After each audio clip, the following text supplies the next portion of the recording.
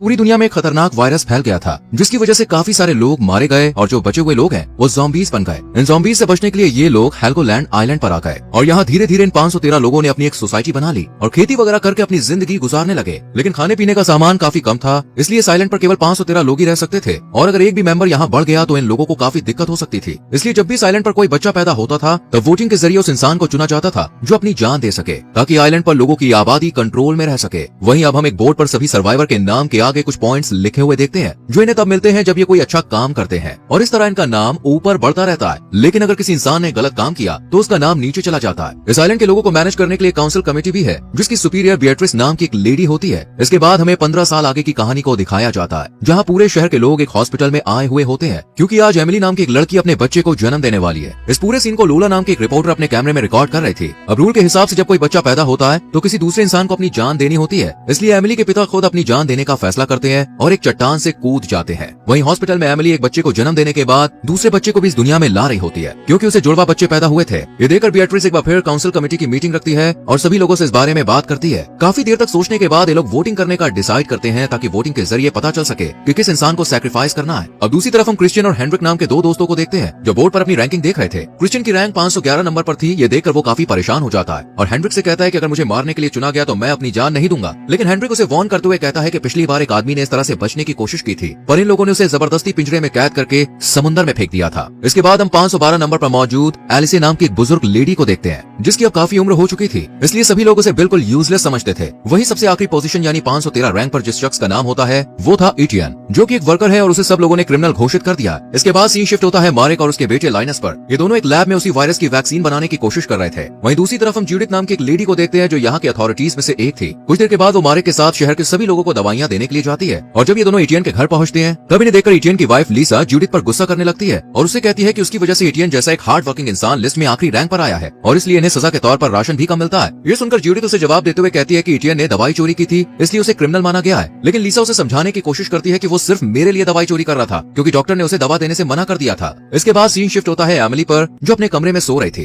तभी यहाँ एलिसे आकर चुपचाप उसके बच्चे को उठाकर अपने साथ ले जाने लगती है पर तभी एमिली की आंख खुल जाती है और वो जल्दी से उससे अपना बच्चा छीन लेती है क्योंकि उसे लग रहा था कि एलिसे वोटिंग के चक्कर में उसके बेबी को नुकसान पहुंचाना चाहती है पर वो उसे कहती है कि मैं ऐसा कभी नहीं करूंगी। इधर मारिक अपने लैब से दवाई छुपा कर लाता है और उसे लोरे नाम की एक लेडी को दे देता है पर उसे ये सब करते हुए जूडिथ देख लेती है, इसलिए वो जल्दी से सुपरमार्केट में मौजूद बिएट्रिस के पास जाती है और मारिक ने जो किया वो सब बता देती है। पर बिएट्रिस उसे कहती है कि तुम ये बात किसी को मत बताना क्योंकि इस वक्त हमें मारिक की जरूरत है, लेकिन एक दिन हम उसे सजा जरूर देंगे और उसके बाद मैं उसकी जगह तुम्हें दे दूंगी। इन दोनों की ये सब बातें क्रिश्चियन और हेनरिक भी सुन रहे होते हैं कि तभी यहाँ पर एक बच्चा गिर जाता है और उसका सारा सामान टूट जाता है। ये देखकर हेनरिक को एक आइडिया आता है और वो क्रिश्चियन से कहता है कि यही रैंक बढ़ाने का सबसे अच्छा मौका है, तुम जल्दी से जाकर उस बच्चे की मदद करो ताकि लोगों की नजरों में तुम ऊपर उठ सको। हेनरिक की बात मानकर क्रिश्चियन भी ऐसा ही करता है और उस लड़के को अपना खाना दे देता है। जब बिएट्रिस उन्हें ऐसा करते हुए देखती है तो उसे काफी खुशी होती है, इसलिए वो हेनरिक और क्रिश्चियन को एक्स्ट्रा पॉइंट्स देने का ऐलान करती है। तभी हेनरिक की नजर इटियन और लीसा पर पड़ती है जो किसी स्टोर में आए हुए थे। हेनरिक के बाद अच्छी तरह से जानता था कि लीसा को राशन बहुत कम मिल रहा है, इसलिए वो उनके पास जाकर उनसे कहता है कि अगर तुम चाहो तो मैं तुम्हें खाना दे सकता हूँ। इस पर लीसा मना कर देती है, लेकिन पीछे खड़ी बिएट्रिस इनकी बातें सुन लेती है और वो हेनरिक पर काफी गुस्सा करती है। यहाँ पर हमें पता चलता है कि असल में हेनरिक बिएट्रिस का ही बेटा है। इसके बाद हम पीटर नाम के एक पेशेंट को मारिक की लैब में देखते हैं जिसे जबरदस्ती बाहर की दुनिया से यहाँ पर एक्सपेरिमेंट के लिए लाया गया था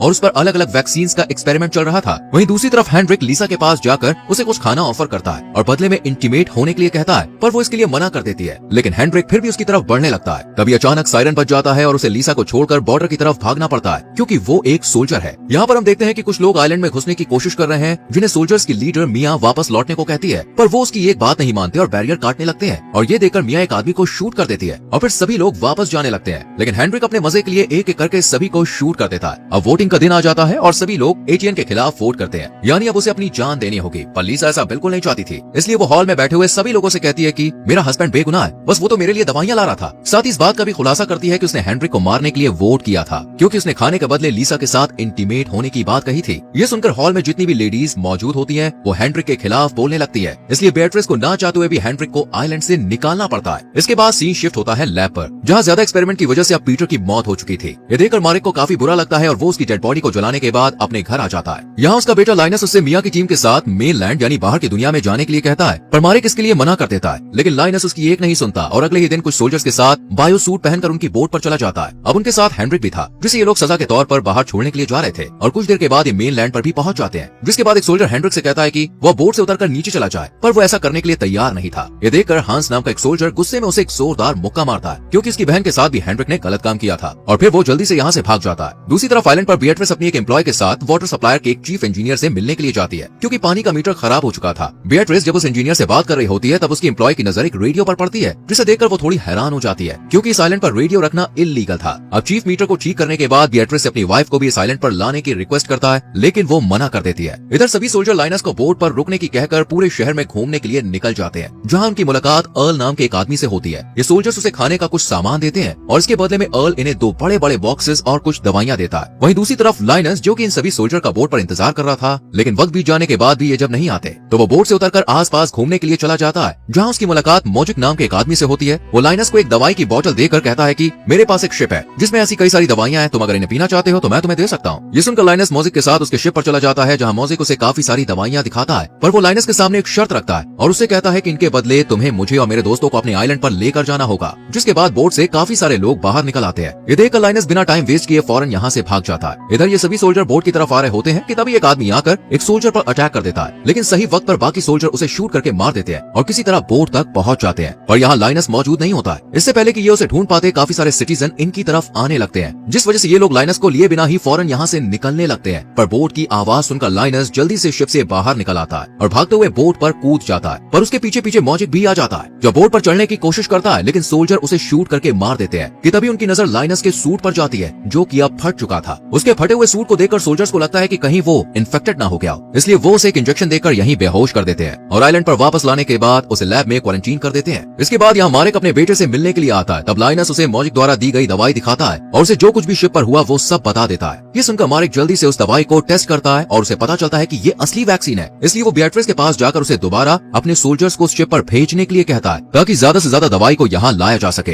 पर बीएट्रिस इसके लिए मना कर देती है, क्योंकि पिछली ट्रिप में उसका बहुत ज्यादा नुकसान हो गया था। इधर हम मेनलैंड में अर्ल के गार्ड्स को देखते हैं, जहाँ उन्हें पानी में मोजिक की लाश मिलती है और उसके हाथ में उन्हें एक दवाई की बोतल भी मिलती है, जिसे देखने के बाद अर्ल अपने गार्ड्स को ऐसी और दवाइयाँ ढूंढने का ऑर्डर देता है। वहीं दूसरी तरफ हम हेनरिक को देखते हैं, जो शहर में इधर उधर भटक रहा था। तभी उसे रास्ते में वेल्मा नाम की एक लेडी दिखाई देती है, जो लोगों को कुछ न कुछ देकर उनकी मदद किया करती थी। हेनरिक उसके पास जाकर उससे फ्लर्ट करने लगता है और वेल्मा उससे खुश होकर उसे अपने असिस्टेंट के तौर पर रख लेती है। इसके बाद वेल्मा हेनरिक को एक थिएटर में लेकर जाती है, जो कि असल में उसका घर था। इसके बाद वो हेनरिक के सामने बार बार अर्ल का नाम लेने लगती है, जिस पर वो उसे अर्ल के बारे में पूछता है, लेकिन वेल्मा उसे कुछ नहीं बताती है। जैसी रात होती है, हेनरिक मौका मिलते ही वेल्मा को मार देता है और उसका सारा सामान लेकर यहाँ से निकल जाता है। दूसरी तरफ बीएट्रिस लीसा से मिलने के लिए जाती है और उसे एक जॉब ऑफर करते हुए कहती है कि अगर तुम मुझे इस शहर की सारी जानकारी लाकर दोगी तो इसके बदले मैं तुम्हें और तुम्हारे हस्बैंड को एक अच्छी जिंदगी दे सकती हूँ। ये सुनकर लीसा बहुत ज्यादा खुश हो जाती है और इस जॉब के लिए मान जाती है, पर असल में ये सिर्फ बीएट्रिस का एक प्लान था। इधर लैब में लाइनस की जगह अब जूडिथ को काम में लगा दिया जाता है और जब वो अर्ल के द्वारा दिए गए उन 2 बड़े बॉक्सेस को खोल कर देखती है तो उसमें एक आदमी और एक लेडी को कैद करके रखा गया होता है, जिन पर अब मारेक वैक्सीन का एक्सपेरिमेंट करने वाला था। इससे पहले कि वो कुछ कर पाता, यहाँ लैब में एक सोल्जर की डेथ हो जाती है और उसके पूरे शरीर पर लाल निशान बन जाते हैं, यानी वो वायरस से इन्फेक्टेड हो चुका था। वहीं जब लाइनस अपनी बॉडी को देखता है तो उसे भी सेम वैसा ही निशान नजर आते हैं, जिन्हें देखकर वो बहुत ज्यादा डर जाता है, लेकिन इसके बारे में किसी को नहीं बताता है। इसके बाद हम काउंसिल की एक मीटिंग को देखते हैं, जहाँ बीएट्रिस उस पेशेंट की मौत का जिम्मेदार मिया को ठहराते हुए कहती है कि उसने अपनी टीम को सही तरह से प्रोटेक्ट नहीं किया था, इसी वजह से वो सोल्जर इन्फेक्टेड हो गया। इसलिए बीएट्रिस उसके 100 पॉइंट्स कम कर देती है और उसे सजा के तौर पर जेल में काम करने के लिए भेज दिया जाता है। तभी इसी हॉल में मौजूद लोला की बेटी फियोना अचानक खांसने लगती है, जिसे देखकर सभी को लगता है कि शायद वो भी वायरस से इन्फेक्टेड हो गई है। इसलिए सभी लोग यहाँ से भाग जाते हैं। पर असल में फियोना प्रेग्नेंट थी, लेकिन उसकी अभी तक शादी नहीं हुई थी, इसलिए उसके बच्चे को इलीगल माना जाएगा। इसी डर की वजह से वो अपने बॉयफ्रेंड टॉम के पास जाती है, पर टॉम उसे वादा करते हुए कहता है कि वो उसका और उसके होने वाले बच्चे का ख्याल रखेगा। जिसके बाद हमें लैब का सीन दिखाया जाता है, जहाँ एक्सपेरिमेंट की वजह से अब उन दोनों पेशेंट्स की हालत बहुत ज्यादा खराब हो रही थी और इन्हें देखकर मारेक जूडी से कहता है कि हमारे पास ज्यादा वक्त नहीं है, इसलिए हमें जल्द से जल्द वैक्सीन बनानी ही होगी।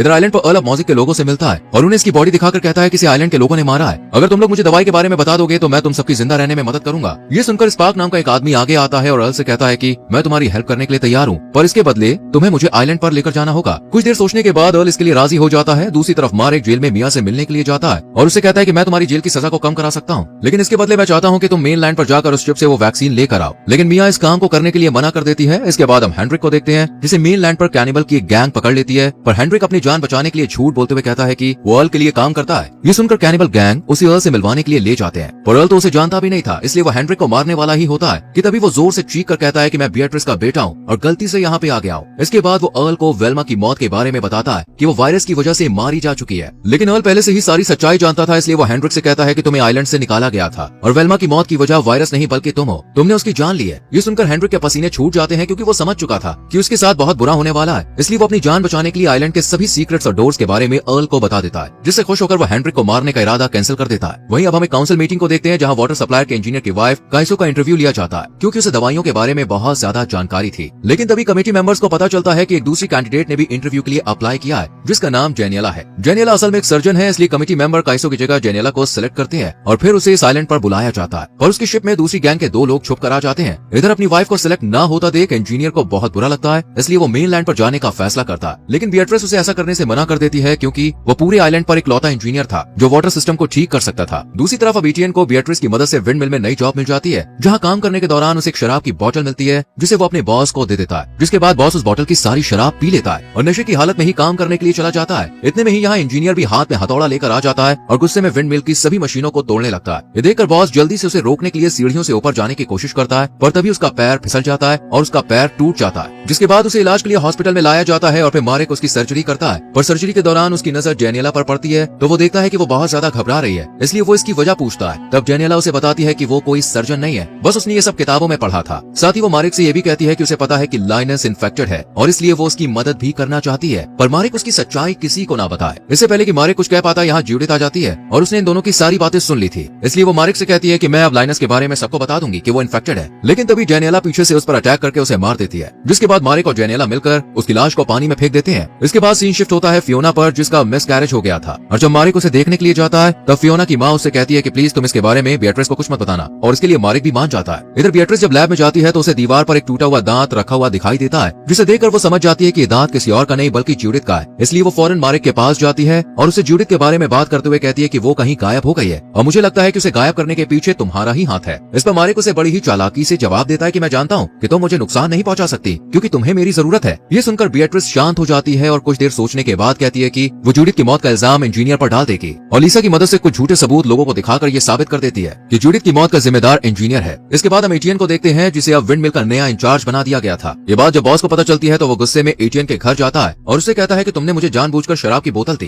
ताकि मेरे साथ वो एक्सीडेंट हो जाए और तुम मेरी जगह ले सको। इस पर एटियन ना में जवाब देता है। अब अगले दिन इंजीनियर के पैरों को बांधकर उसे समुद्र में फेंक दिया जाता है और ये देखकर मारेक को काफी बुरा लगता है, इसलिए वो लाइनस के पास जाकर उसे सब कुछ सच बताने का फैसला करता है। और इसके बाद हमें 15 साल पहले की कहानी दिखाई जाती है, जहाँ एक दिन मारेक की मुलाकात सुपरमार्केट में काम कर रही बियट्रिस से होती है, लेकिन वो उससे कुछ ज्यादा बात नहीं करता है और अपने लैब में आ जाता है, जहाँ वो नर्स लोर के साथ मिलकर वैक्सीन बनाने का काम करता है। इधर बियट्रिस कुछ लोगों के साथ मिलकर सुपरमार्केट को अपने कब्जे में ले लेती है और फिर यहाँ की फार्मेसी को भी अपने अंडर में कर लेती है। वहीं उसकी रिपोर्टर लोला उसका वीडियो रिकॉर्ड कर लोगों के सामने प्रूव करने की कोशिश करती है कि बियट्रिस इस आइलैंड का लीडर बनने के लिए एक परफेक्ट कैंडिडेट है। लेकिन वो ये भी अच्छी तरह से जानती थी कि मारेक इस फार्मेसी में काम करता है और उसके रास्ते में आ सकता है, इसलिए बियट्रिस उसे एक ऑफर देती है कि वो जो चाहे अपनी मर्जी से दवाई बना सकता है, पर वो उसके खिलाफ खड़ा नहीं होगा। मारेक तो उसकी बात मान जाता है, लेकिन आइलैंड पर जो मेयर था वो उसे अरेस्ट करने के लिए अपने अफसर भेज देता है, पर बियट्रिस बड़ी ही चालाकी से उसे ही फंसा देती है। इसके बाद सीन शिफ्ट होता है मारेक की वाइफ पर, जो कि मेन लैंड पर रहकर वैक्सीन बना रही होती है कि तभी कुछ गुंडे यहाँ पे आकर उसे मार देते हैं। वहीं दूसरी तरफ बियट्रिस लोर को आइलैंड की आबादी को कंट्रोल रखने के लिए सिर्फ 513 लोगों को ही यहाँ रखने के लिए कहती है। पहले तो लोर इसके लिए मना करती है क्योंकि उन्हें आधे से ज्यादा आबादी को मारना होगा, लेकिन जब बियट्रिस उसे धमकाती है तो वो इसके लिए राजी हो जाती है और फिर एक एक करके सभी लोगों को वायरस का इंजेक्शन लगाया जाता है और इस तरह कई लोग मारे जाते हैं, जबकि कुछ की रिपोर्ट्स चेंज कर उन्हें पॉजिटिव दिखाकर आइलैंड से बाहर निकाल दिया जाता है। ये देखकर मारेक जल्द से जल्द वैक्सीन बनाने का फैसला करता है ताकि लोगों को बियट्रिस की सच्चाई बता सके,